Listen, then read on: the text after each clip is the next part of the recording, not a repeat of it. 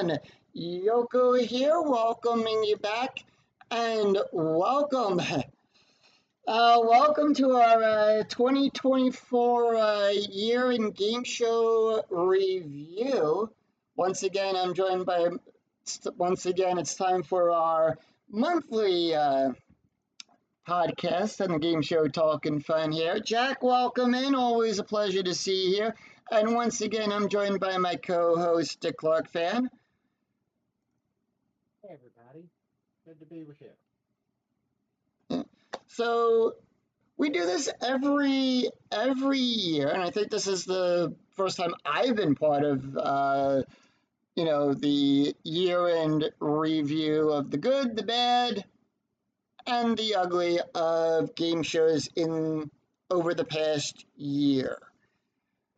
So no smash or trash today. We're just gonna get right into it. I think that's how we do it for this one, right? That's how we do it for this one. All right, and well, I'll let you get everything started. Okay, first let's start with the good.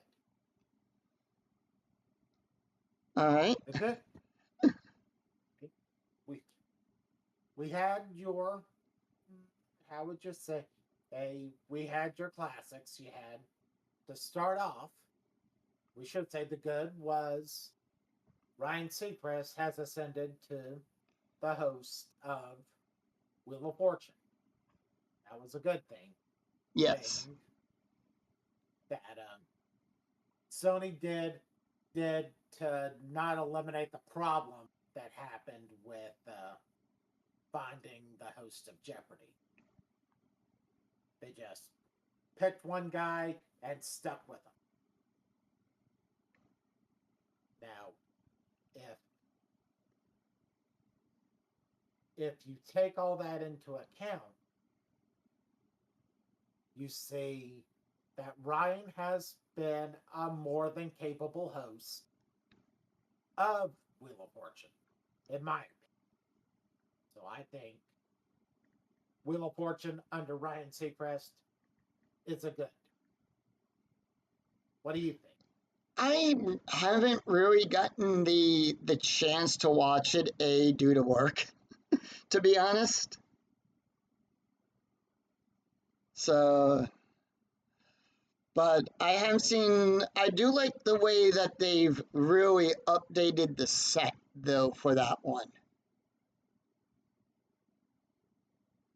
Four Wheel Fortune. So and I haven't had a chance yet to watch, the big two, Jeopardy and Wheel, due to work and everything.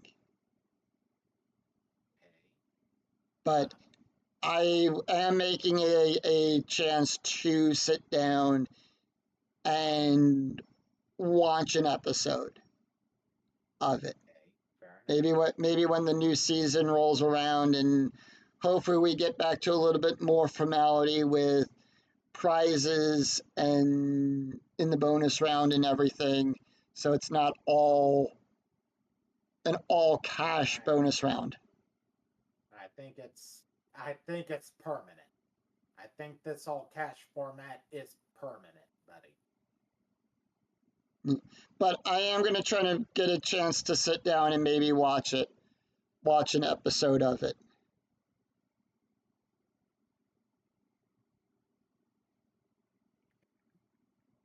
Now, let's also talk. Oh, this one just came through today. Oh, which one? The Wall. The Wall is joining Game Show now. Oh, wow. We've always kind of poked fun or taken little, I guess the word would be pot shots at Game Show Network due to lack of content, I guess, Yes. on there. But, with it's always good to see some classic shows on there, on GSN. It is. Yeah. is. Well, it's just a big giant version of Plinko. Yeah. I'd love to see. I'd love to see a home game of that. It'd be an interesting home game. There are a few homemade versions of the wall that you can buy on the Google Play Store. Right. But we don't want to get in. We don't want to get in trouble with promoting those. Right. We don't want any trouble, so we'll leave it at that. Yeah. We'll just say it's out there. You can, viewers, you can do the Google search on that one. I think I've played one a while back, but Now, one of the bad things that has happened is we've lost two legends in 2024. Probably lost a few more, but two legends in particular. We lost Chuck Woolery, the original host of Wheel of Fortune. And we lost Peter Marshall as well. Right. He's from your neck of the woods. Yes, he's from Huntington, West Virginia. Yeah. Now, the thing about Peter Marshall is he was not only known for Hollywood Squares, which was his signature game. He was also a big comic and a big Broadway star. Right. People fail to realize that. He also loved to sing. He did.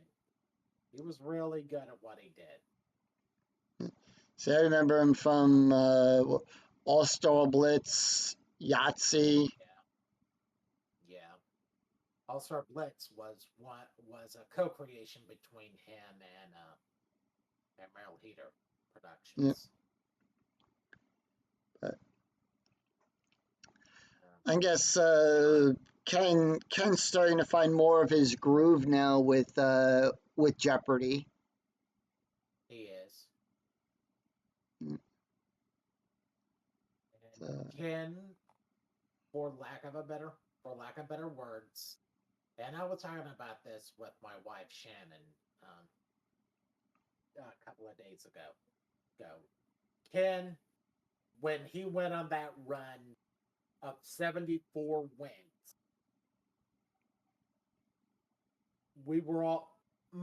everyone was in agreement that he would be the heir apparent for Bet. Right. I mean, I was like tuning in every night with like, this be the night he'll break 2 million. How long will he go? He is arguably, and I do use the term arguably, the best Jeopardy player of all time. Well, he is the GOAT. He did win the greatest of all time. Now, he did win that, but you have to understand. There's two sides to that story. He did win the greatest of all time. But you also have to look at Brad Rutter. Brad Rutter is probably the best tournament player in Jeopardy history. And where do we put James? Yeah. James is one of these guys that was just caught up in the middle. James was great. Obviously, no shame to James. He did win a lot of money. He won more games than probably many people are going to win in a very long time. And he did win the Tournament of Champions. Right. And now I believe he's a chaser. He's still a chaser over on the Chase, correct? Yes, he's still one of the chasers. Is Brad still a chaser? Yeah, Brad is still a chaser. But Ken is not. Yeah, Ken. Yeah, conflict of interest on that one. So I would say that I would put the Chase as one of those good show. Put that in the same category as well too. Even though it's been on for a few seasons now. Yeah. But Now, I like to see them go to 4 instead of 3 contestants, but that's just me. well, that's one thing that got lost in translation between the UK and the US version. Right. But at least we don't have to face the beast every time. This this time around the ABC version does have different chasers. Right. And everybody seems to like that. And I think the beast is over on Masterminds over on GSN. Yes. I think that show's still going on, right? Masterminds? Yeah, Masterminds is still going on. One of the originals that's still on GSN after that lasted more than 2 seasons. Yep. So I'm gonna move over and I'm gonna say for the bad, and this is going over to GSN. I'm gonna put over on the bad for me, split second. Okay, now that's true. Let's second. Let's we have kind of a conflict here because we know a couple of things about the split second production that not everyone. Okay, so we have a kind of a conflict here. Yeah. Let's just say it's not played out the way that Monty Hall envisioned. Right. It's And we'll kind just of a mix. we'll just leave it at that. Yeah, it's not playing out the way it was envisioned, and it's not exactly. As a matter of fact, let me put it to you this way. Wait, as far as this is courtesy of our friends at buzzerblog.com. And Oh, what did they say? They rate games on a scale of 1 to 5 stars. 5 stars being the best. Right.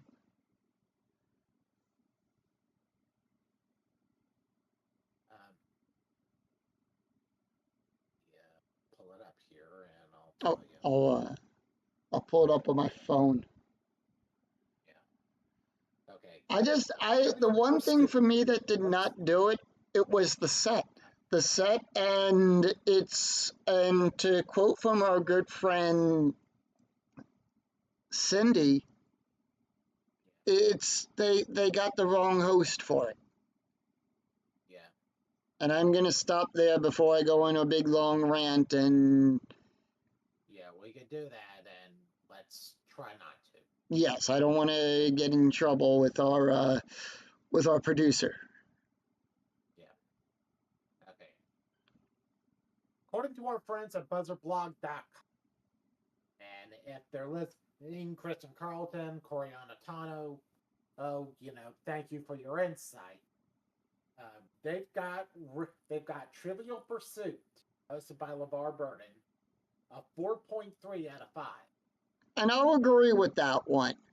I will agree with that. I sat down and watched that, and it felt like I was watching the Wink Martindale version. Which is probably the superior version of the show. Right. Not to say Trivial Pursuit America Plays was bad. It was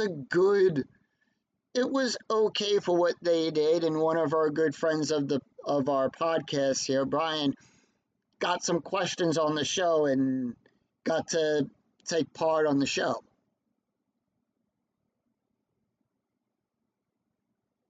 So yeah, he did. I forgot about that. Yep. I'm gonna I'm gonna throw in another one in the bad category. I'm gonna throw in Password. According to Buzzerblog, this is where we're probably going to disagree. According to Buzzerblog, they've got it at 3.5 out of 5. I'd give it only a 1 out of 5. it was not a very it's not a very faithful version of Password, and it really does. And the and trying to mix alphabetics together to involve both celebrities and the contestant, it doesn't work. No. And I'll agree with you on that one. Not that alphabetics is a bad bonus round. It's not. It's probably the superior bonus round for the Password format. Right. Well, I'll put it up there with the lightning round from Classic Password.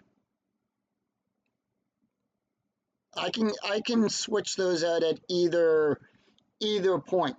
You know, depending on the mood and the time of day, and how I'm feeling. I like both bonus rounds. I think the lightning round and alphabetics do work fine. They are interchangeable with the Password brand.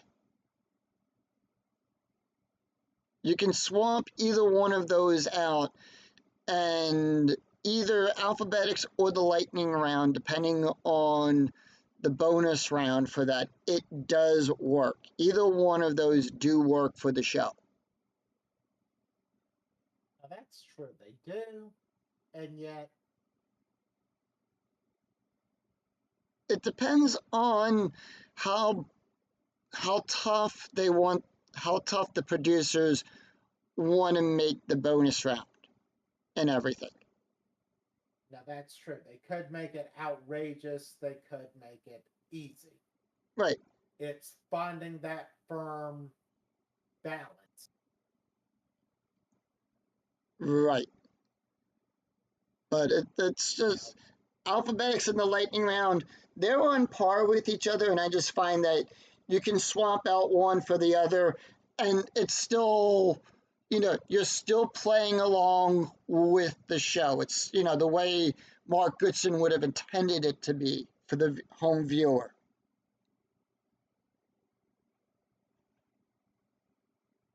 now, one of the one of the problems with the current version of Password is I don't agree with Jimmy Fallon. Not that Jimmy Fallon is a bad comic. He's not by any means. Right. He's just not, in my opinion, a great Password player. No. That's me talking. And correct me if I'm wrong on this one. And speaking of Password, didn't even the celebrities? Didn't they have to try out the celebrities for Password as well? Later on, yes, they did. Okay. Bob Stewart would in the original when the original was going on and Bob Stewart was still its producer, yes, he would try out celebrities to be celebrity partners on the show because he didn't want to just get somebody up there and didn't know what was going on. Right.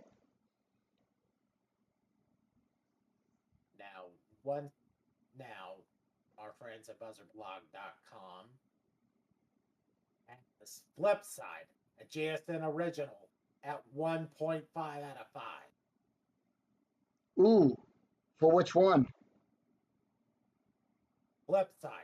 Oh, It's a flip side, yeah. JSN original. Yeah, that I throw into the ugly category. We'll get to that in a little bit. Yeah, that I'd also put Switch.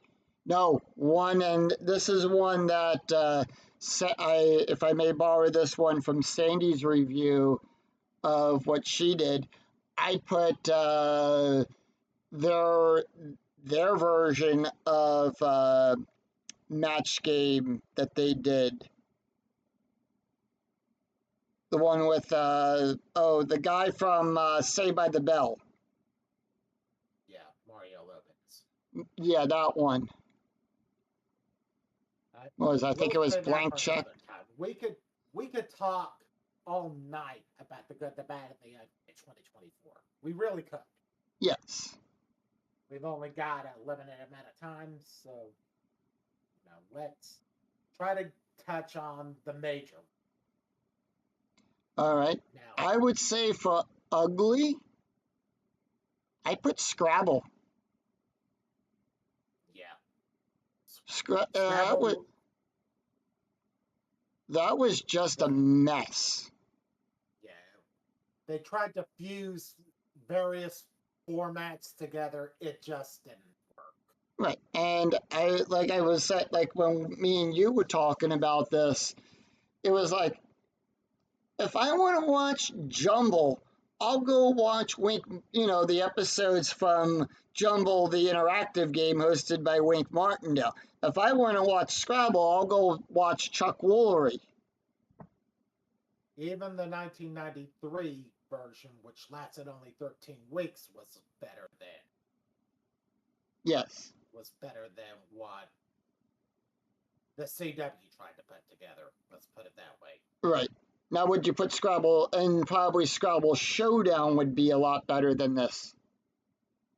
Scrabble Showdown was done by a friend of ours, Sandy Stewart, enough said. Yes. But would you put that version above what the CW did? I would. Okay. I Yeah, would. Chuck's version is the gold standard when it comes to Scrabble. Right. With Now, that, and what are some other ones that came out this year? we have Pop Culture Jeopardy. That I'm throwing in the ugly category, and enough said. Yeah, enough said. We won't even touch it. Yeah, I guess, if I may, that gets the, we'll throw that in the same category as Let's Make a Deal. It's a Zong. Let's put it that Yeah. way. I got the perfect, hold on, I got the perfect sound effects for that. Okay.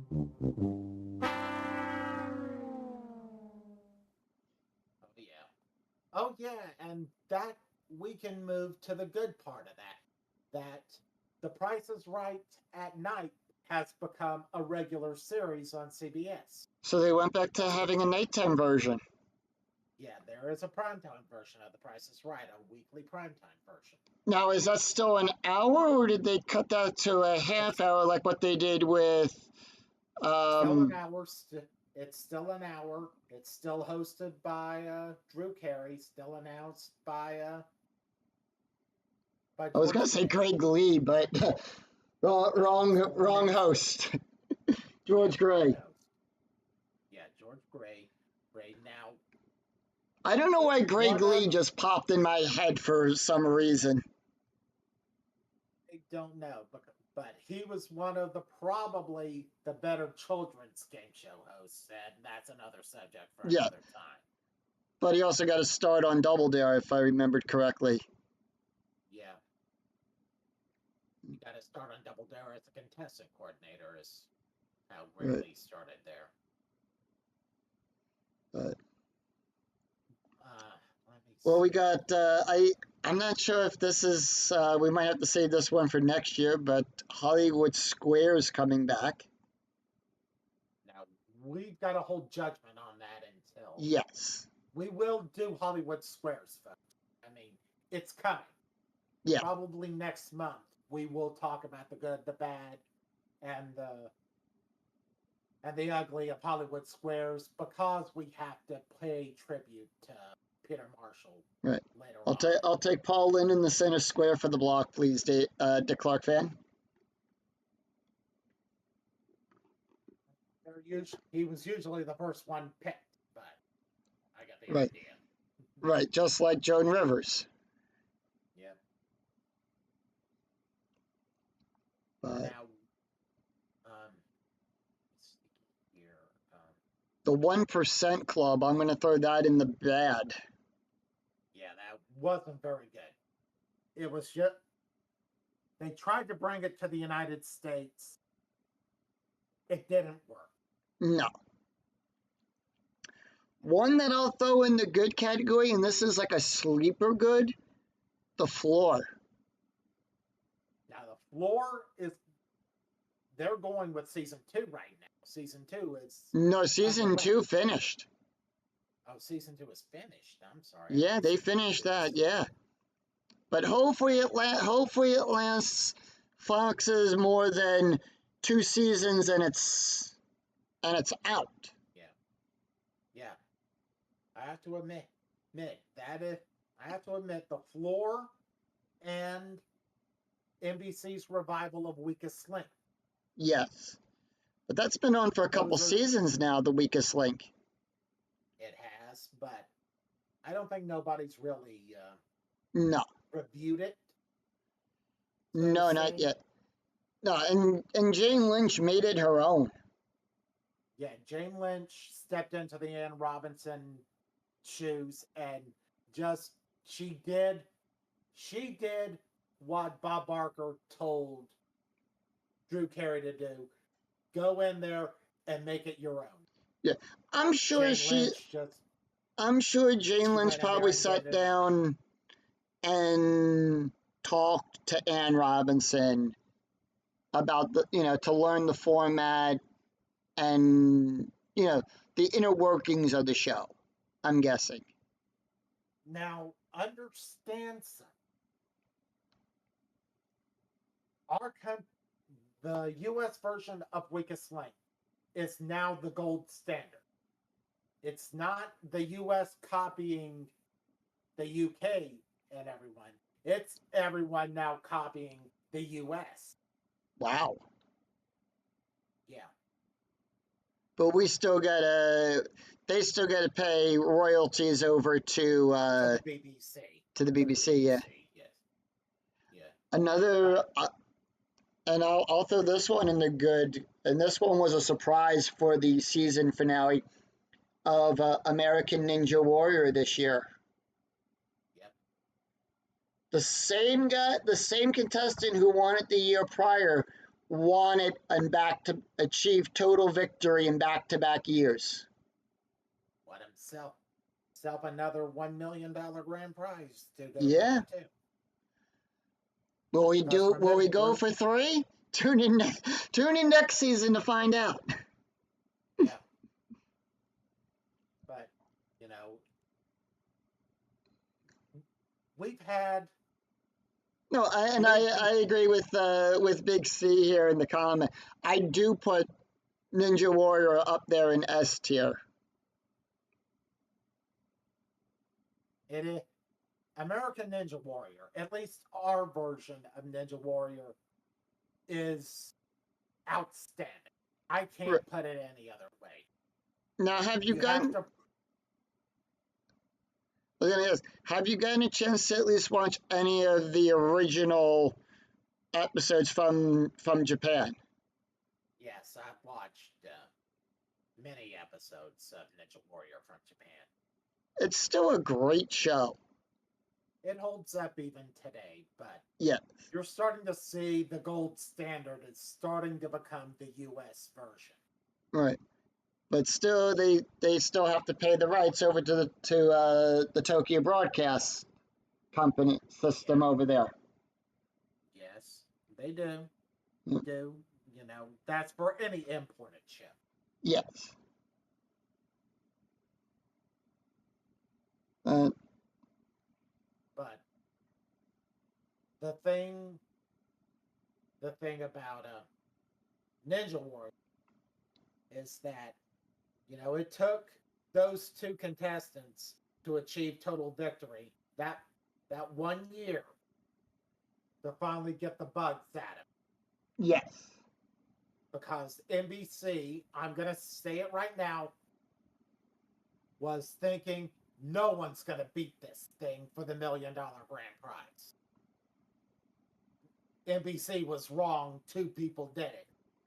And they ended up, and because of that, they really didn't know in that first year that total victory was achieved what to do. Right. Nowadays, it's $1 million to any contestant that can beat Midoriyama. Right.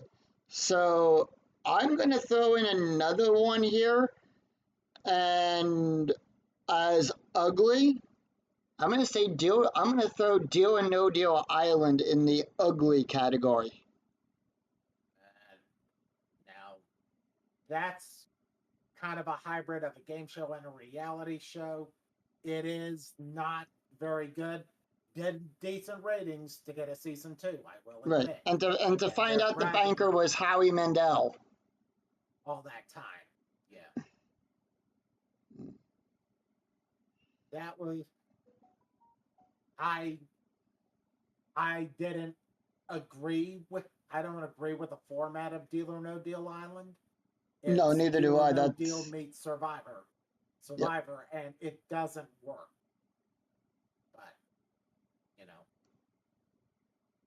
applause to the people that actually made it on the show and actually tried to win some money on it. Yeah, I'm gonna say after. I'm gonna put this one in. It's not really in the good, not really in the bad. I'm gonna put it in the middle of the two, and I'm gonna say after midnight. Okay, that is that is a late night show disguised as a game. Yes, replacing the late show with James Corborn. That, but applause to I forget what her name is, the host of After Midnight. I forget her name. She's become the first female to lead uh, a late night comedy show since Joan Rivers. Right. Joan Rivers, that's Joan Rivers' talk show on Fox. That's another ball of wax. Yeah. Which, now, where would you put? I think this one came out last year. Raid the Cage. Getting a season two. That was that was NBC. No, CBS. Oh, CB. I'm getting another one. This one I'm going to put in the bad category just because I did not understand the format of the show. And this was a Fox game show, The Quiz with Balls.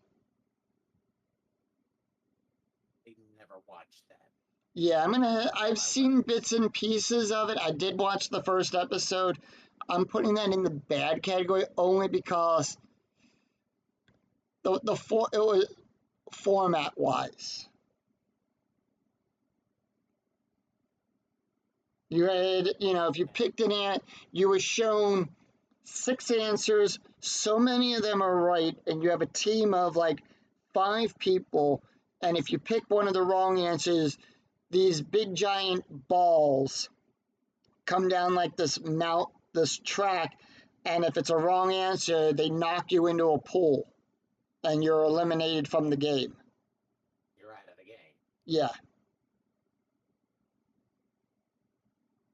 One thing that, well, this was from The Ugly, but was not from 2024. I think it was from 2023 or 2022. That's how long we haven't done The Good, the Bad, and the Ugly.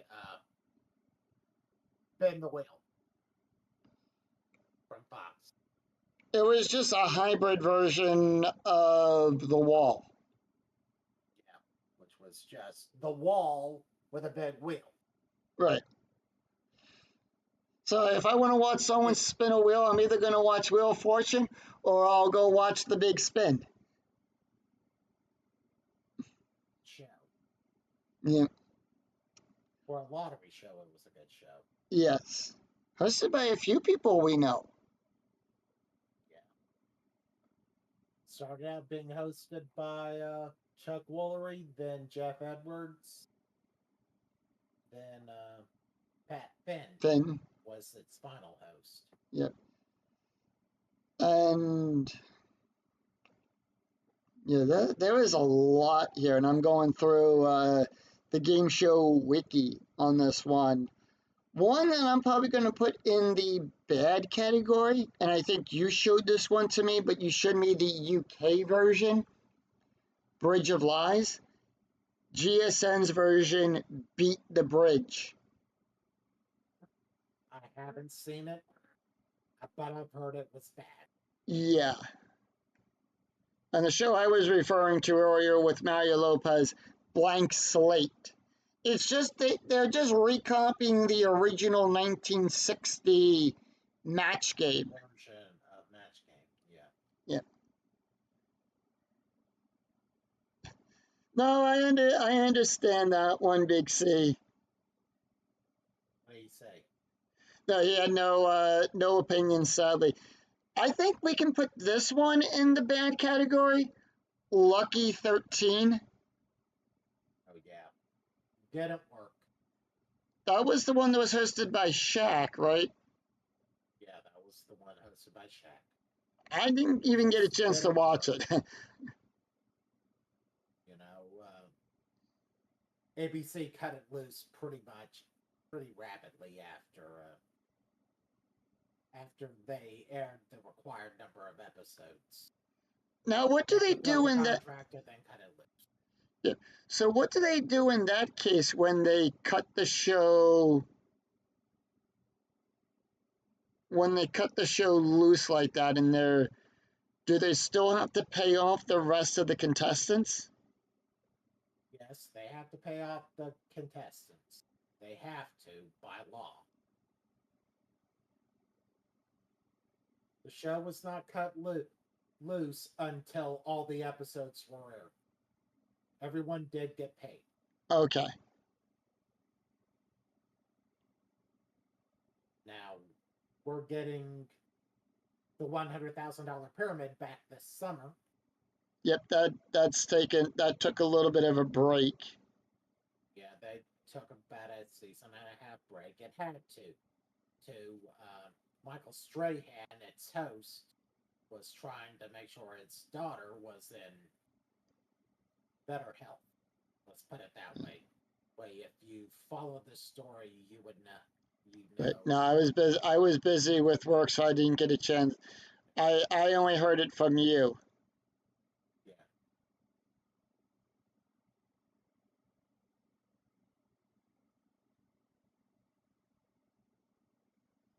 Yeah, and I kind of heard.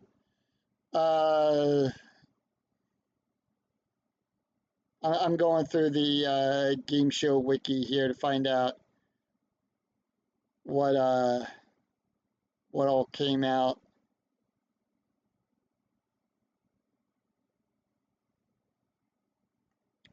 This one I thought was a bad idea for a game show, and this one I think was on Fox. We Are Family. I'd never heard of it. Yeah, it is try to identify a famous person. It was according to the wiki article, it's a 1 hour game show that features a studio audience comprised of 100 contestants playing through multiple rounds of clues as they try to guess what non-famous relatives of celebrities are solo performances and duets with their hidden famous family member. No, I don't remember that.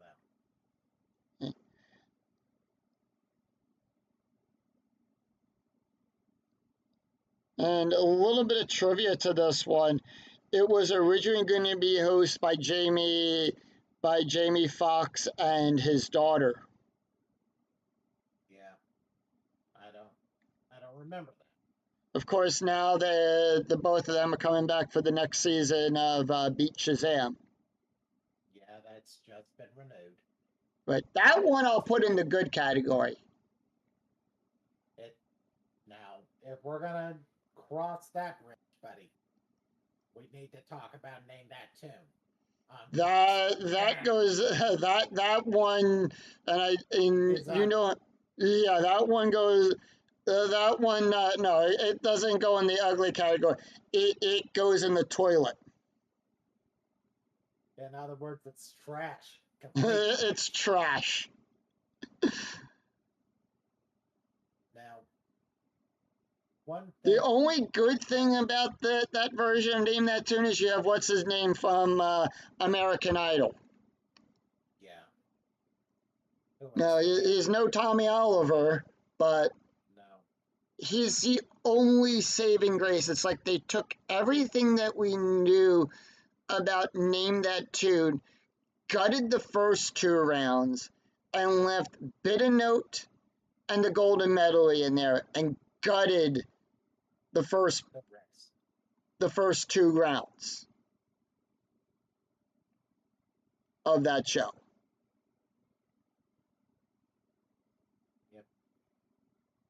But then again, I'm not a big fan of the revival of Name That Tune. I never No, watched I it.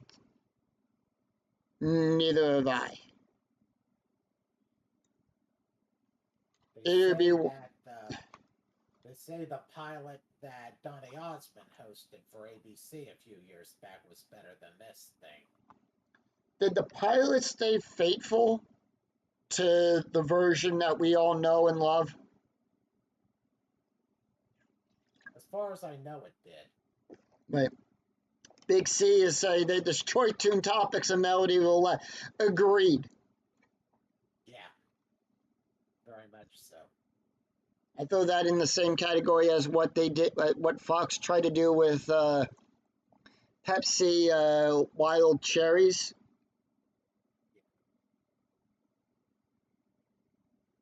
That didn't work either. No.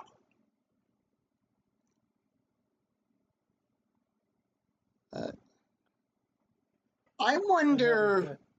I wonder if we're ever going to see any new pricing games premiere on The Price is Right.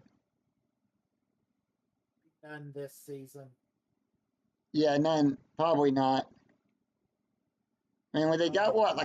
There's 112 in That in can be total. chosen from. Yeah. There's 112 active games. Active and retired games. yeah. You know. And the floor is actually based on a Dutch game show. Oh, oh that reminds me. I don't know if you've seen it, but the Netflix's version of The Mole. Where would you No, put I that? have not. And I forgot about that one. Well, I don't have Netflix. Okay, fair enough. Yeah. But I'd put it in the good category. It is The Mole in every sense of the word. Right. And of course, if we're going to talk about a reality show, you always have to add The Amazing Race to the good. Right. And Survivor. It feels like those two shows are never going to die.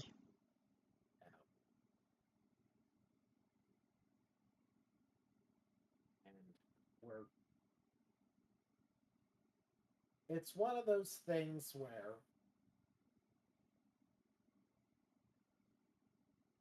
how would you say Survivor and Amazing Race are like Wheel and Jeopardy. Right.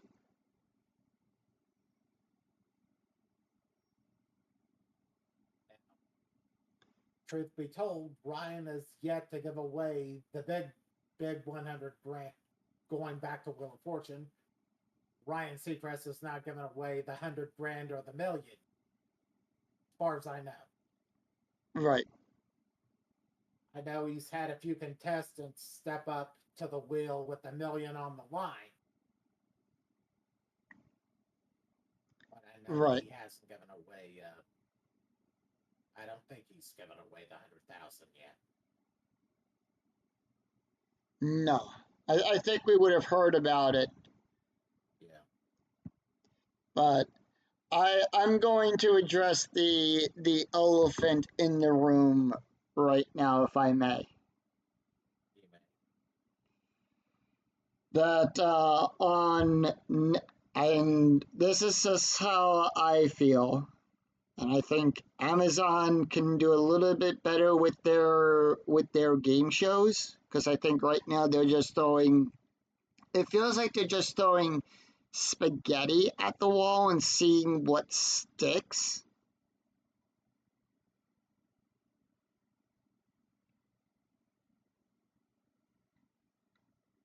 Would I be correct on? A lot of what they're throwing against the wall is not working. Right. I think was it Netflix that had the game show that was hosted by Howie, called BS.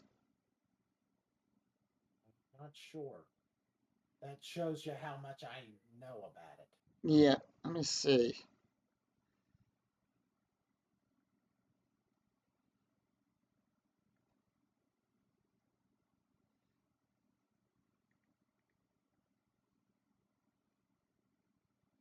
Yeah, it was Netflix. It's Netflix? Okay. Yeah, it was Netflix. And it was hosted by, of course, Howie Mandel. Shows you how much I know about it. I don't even remember it.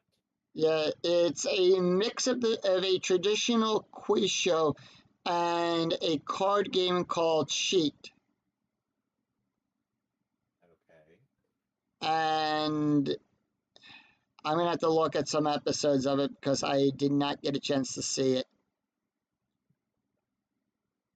Same here. Yeah. But I'm gonna say now addressing the elephant in the room here, and over on Amazon as of right now, they're showing Beast Games on that. And I was talking to you, yeah, and I was talking to you a little bit about that before we went on the air. Before we went on the air. Now, for those of you that do not know, Mr. Beast is a YouTube content creator who does like all these weird, elaborate challenges with people, and he gives away like thousands of dollars and everything. And he's built a brand about that. Of course, he had some few failed businesses with Mr. Beast Burger. He did have at one point like his own line of chocolate as well, which failed. Everybody has failures. Yeah. But right now, with what's going on, and I've been hearing this a little bit on the wind and everything, that with Beast Games, it is a total train wreck. Yeah, it's a disaster. Yes, they are right. There is a couple. Am I allowed to talk about it or no? Yeah, we can talk about it because Okay. it is part of the ugly. Yeah. I wouldn't even put this one in ugly. I'd put this one in the toilet. In trash. Yeah, this one gets trashed because as of, I'm guessing by September all the show was wrapped up and everything. Yeah, thank you, Big C. Yeah, and even Big C here states that it stinks. Yep, it's being sued and everything. Kind of like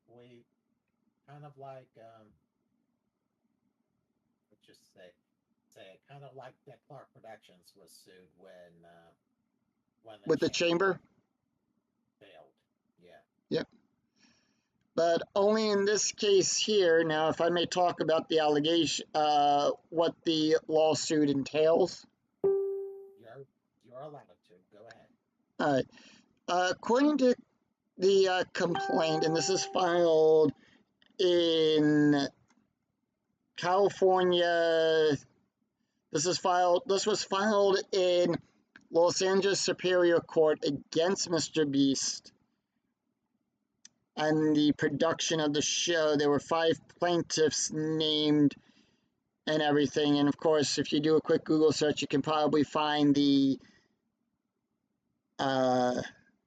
affidavit, I guess is what you would call it. Yes. You know, for the lawsuit. According to the lawsuit here, it was failure to pay minimum wage, liquidated damages of failure to pay minimum wage, failure to pay overtime, harassment,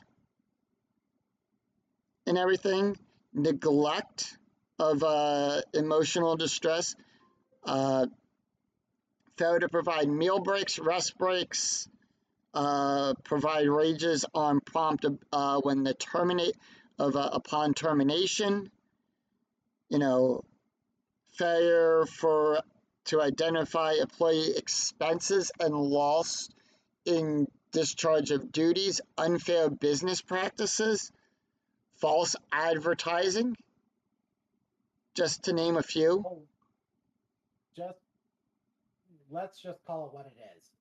Crack test. Yes. That's hit the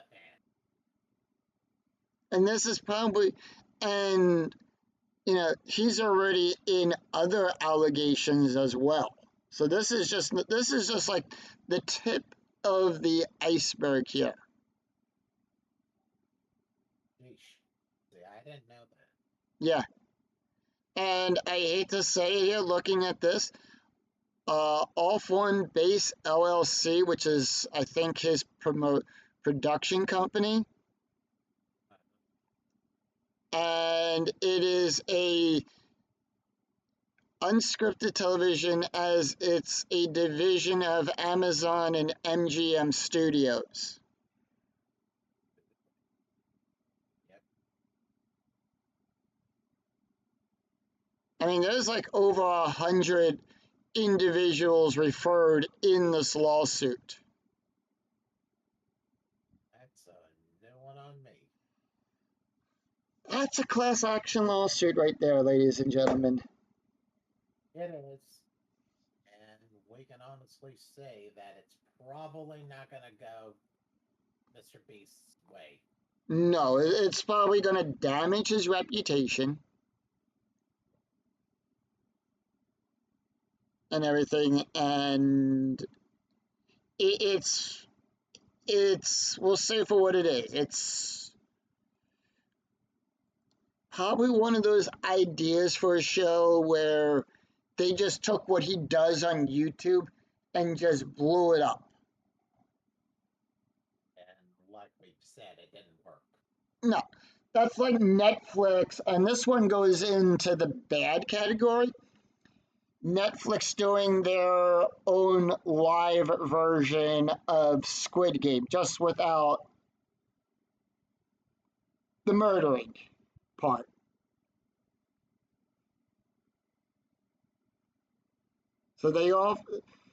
So from what I remember on that one, Netflix was offering the same amount of money in US from the Korean won to the US for that show, and that show was also the same thing, a crap fest. It didn't work there. It didn't work here. No, it works as a TV show, and it was probably one of the more successful South Korean shows out there. Because I've seen cosplays of it at different conventions that I've been to. So it's the show has the big fan base and everything. And season 2's coming. I think season 2 just started for the show. Shows you what I know. Yeah. I know Squid Game exists. I haven't watched an episode of it. I don't have Netflix myself, but I know it wasn't a very the game show adaptation was not that good. The TV show aspect of it works. The TV show works because, yes, and one thing I've learned from reading manga that comes from either Japan or South Korea, they know how to tell a story. Yeah, they did. They know how to tell a story. They know how to get you involved in those, in those characters. They just finished up season 3 over on Netflix on a webtoon series that I read when it originally came out, Sweet Home, which was set in somewhere in South Korea. And it was a good, it was a good horror story. And I enjoyed it. And I'm sorry for getting off topic. And when I heard that they came out with the TV show, a few of my friends in other servers, who have net, they were sharing it, and I got to see the show. I got to see what I read from the webtoon comic translated into a live action show. And they did a good job of it. I enjoyed it. The show gave it an ending and everything. The comic did not have a second or third season to it. The show gave it an ending. Yeah, the show gave it a proper ending and everything. But like I said, folks, we've been on the air for an hour on this, and we could honestly keep going for a long time on just this subject. Anything coming back? Anything in the woodwork that's out, that's going to be premiering this year that we should keep an eye out on. Well, we should keep an eye on the premiere of Hollywood Squares here in about 2 weeks. Right. Now we'll get to see how Drew Barrymore does as its executive producer and Center Square. Right. Although does she still? I have heard reports that she is faithful to the show in every sense of the word. Yeah. Which format of the show is she following, though? I think she's going to follow the 1998 format. The one that was hosted by Tom Bergeron? Yes.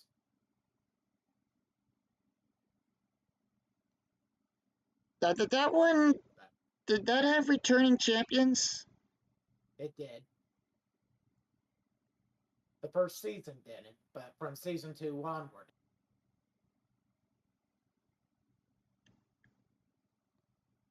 I thought they kept the returning champions like later on in the show. They did. Okay. You didn't hear what I said? I said no, you cut out. All right, for season 1, they didn't have returning champions. From season 2 onward, they did. So season 1 is you'd pick a celebrity. They show you the prize that they had in the envelope. You answered one final question. If you got it right, you won that prize and you were retired. No, that was season 1. You just picked a celebrity and won the prize that they had. That was season 1. In season 2 and onward, you had to judge one final question correctly to get the prize. Right. And then they moved on to that whole double or nothing thing. Which didn't work. Which was, they're trying to put more money into the game. It didn't work. Right. It was meh. When Fonz took over as producer, he did the 9 keys for it. Right. And the best 2 games out of 3 format. Right. Which basically said, yeah, games can straddle. Yeah. Like they did in the old days. Yep. Except on the nighttime version. Except on the nighttime version. But the daytime version, games did straddle. Right. And Davidson's version didn't straddle at all. No, it was self-contained. Yeah. Though Davidson's version had the best theme song. Oh, yeah. You can't beat Stormy Sack on the sack. Yep. I have it as one of my tabs opened up on my web browser. That's a good one. Yeah. All right. But, so we got that. Anything else that's coming out this year, or? We have Ray Cage season 2 coming this year. We're not sure if they've done any format changes, but Right. Raid the Cage is kind of a combination, but between Finders Keepers and a Family Feud. Yep. But again, another subject for another time. Yeah, where was Raid the Cage from? Let me look that one up. Where was that one based on?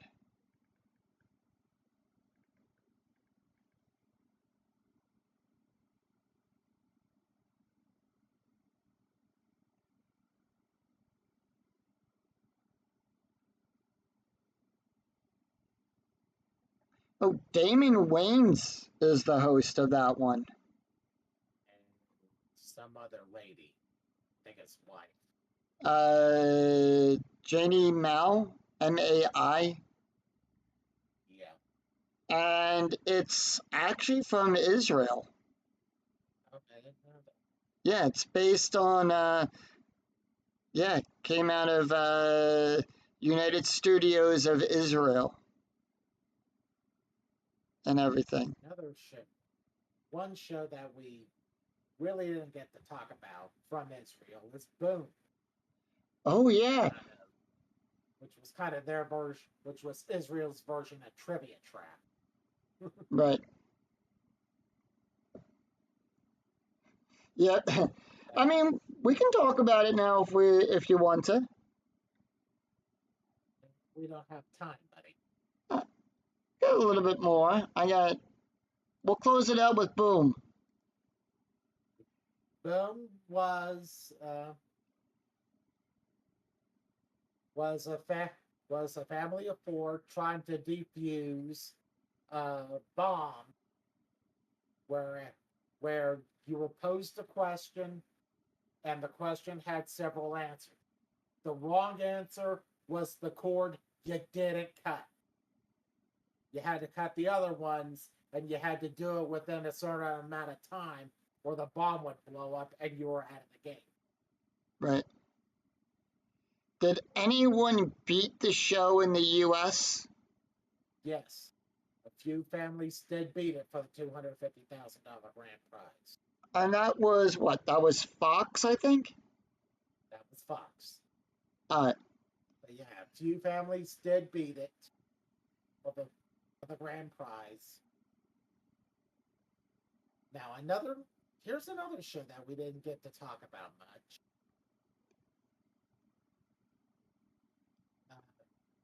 Nickelodeon's version. This is how long we haven't been on the air. Nickelodeon's version of Are You Smarter Than a Fifth Grader that was hosted by the man who we can't see. Yeah. John Cena. John Cena. Yeah. Oh, if we're talking about that, I got one I can throw I'm not sure if I would put this one in the bad or the ugly category. The Nickelodeon's Crystal Maze. Where would you put that one? Would you throw it in the bad or the ugly? Throw it in the bad. Nickelodeon did try. Yes, I'll throw it in the bad only for the reason is because they had Adam hosted, and we all know Adam ruins everything. And they did it with families. It doesn't. I've watched the original Crystal Maze with Richard O'Brien, and all the episodes are up there on YouTube, and it doesn't work with a family team. It would have been better with a group of kids, kind of like what we would see, like if we were watching, like Legends of the Hidden Temple or Double Dare. Those are subjects we could talk. But I'm using those as an example. It works better if you had a team of kids, and they did have a few episodes where they did have kids participate on the show. during the Richard O'Brien era. And it works in that format, not when you have a family format with that. It's one of those shows that Nick. I tend to agree. It's one of those shows, and I've talked to you about this, that Nick should revisit. It works. It just, they had the format right, they just had the wrong host with it. True. But Now, Cena with Smarter Than a Fifth Grader, yes, John Cena's not going to be, you know, I can't think of his name right now. Jeff Foxworthy. Right. He's not going to be, you know, like Jeff Foxworthy, but that show worked for Jeff as well, you know. Yeah. It worked great for Jeff. It worked great for John Cena. Great for John Cena. Right. I mean, the format was not butchered in the least. No, they just had to tinker with it to make it fit. I would love to see, yeah. And I want to talk to you about that after we wrap up. But our next episode, I think it's going to be about time we tackle one of the longest running game shows in TV history, the fabulous 60-minute Price is Right. Is right. Now, again, this is how long we've been off the air. Bob Barker, we've lost him about a year. We lost him over a year ago. And we've been planning this episode for a while, folks, and it's time to air. Yep. We will be doing In Memory of Bob Barker, the good, the bad, and the not so great. The Price is Right. Right. And a follow-up to that is, and I'm not sure if you're okay with this one, ranking all of the pricing games. Okay with that. There are several categories of pricing games, and we will get into that. And I do have a tier list. I do have a tier list open with all of the pricing games. And if any of my followers out there who has watched The Price is Right and would like to join us in the discussion of that, as by ranking these, it will be a consensus of where we rank them. And this would be a group consensus of how we rank them. And it may not be how everyone at home, and we'll give you the link for the tier list, how you might rank them. And I would like to compare how we rank it to how you would rank the pricing games, and compare and contrast. Let's see what everyone thinks of all 112 pricing games and everything. Sure, we're going to do that, folks, and that's going to be our next episode, like Scott said. And hopefully it should be a good episode for everyone to listen to. And we'll also touch base on we'll touch base a little bit on the Bill Cohen era of The Price is Right. Yes, we will.